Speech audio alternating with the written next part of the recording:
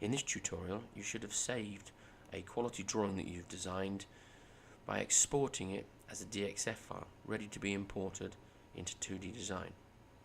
So you need to do that by going to Tools, New Drawing, choosing the dotty one, saying Existing, and say OK. That should be saved somewhere by exporting it as a DXF file. If you've successfully done that, you should be able to open 2D Design. In 2D Design, it gives you a blank. You say File, Import.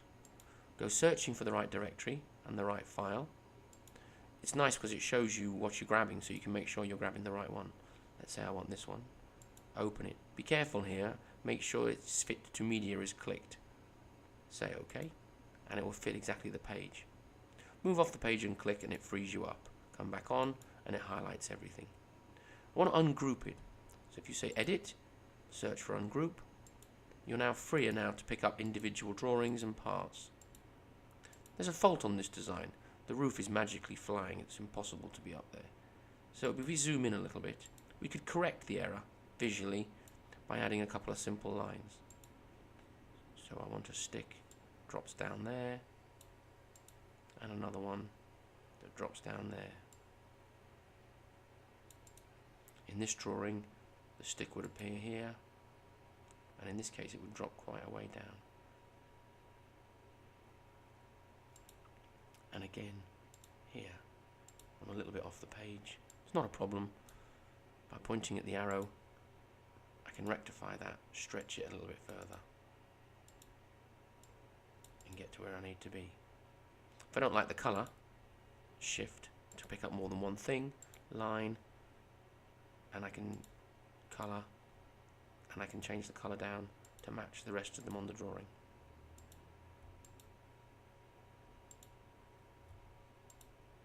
So it all matches. It would be nice if this was dimensioned. You're trying to use the full size measurements so that anyone looking at your drawing could try and manufacture it.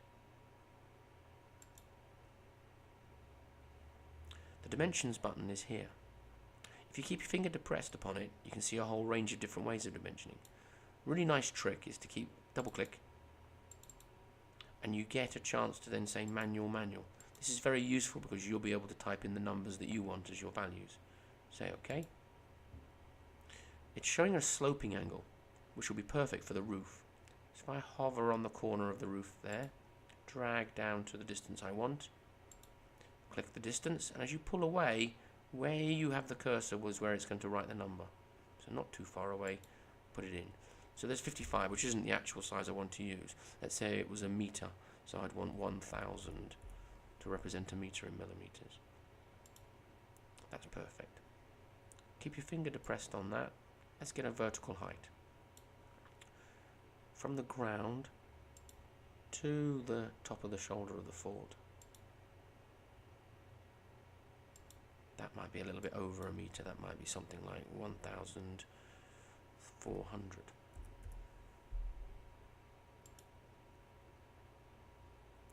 I could try and show the spacing of the stairs or the actual top height from the ground to the very top height. Notice how it was diagonal. It's not important as long as you go to the actual distance you want and then click the dimension. So this must be greater than 1400. It would have to be in the region of nearly 2 meters tall, 2000. If I wanted a width of the roof, don't forget to change to the flat. Then I could say from the length to the other length, and then finally click the length. That would be nice if it was something in the region of about 1200. Standard board comes in that size. Don't forget to save your work every few minutes. Try and save it with a different name so that if things go wrong you can go back to earlier versions.